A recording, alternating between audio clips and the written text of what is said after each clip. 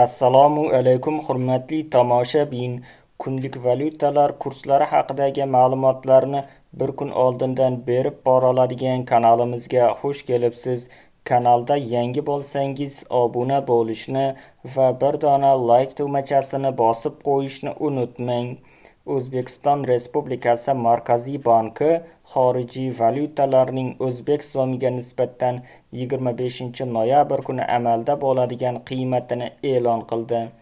Unga ko'ra 1 AQSh dollari 11.988 so'm 32 tiyin bo'lib 16 so'm 92 tiyinga qimmatladi. 1 yevro kursi 13.822 so'm 53 tiyin bo'lib 25 so'm 49 tiyinga qimmatladi. 1 Rossiya rubli 152 so'm 2 tiyin bo'lib 21 tiyinga qimmatladi. 1 qozoq tengesi 23 so'm 6 tiyin bo'lib 3 tiyinga qimmatladi.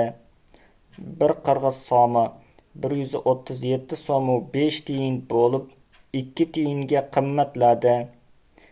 1 tojik somoni 1293 so'm 24 tiyin bo'lib 3 so'm 77 tiyinga arzonladi. Videomiz yoqqan bo'lsa like bosing, kanalimizga obuna bo'ling.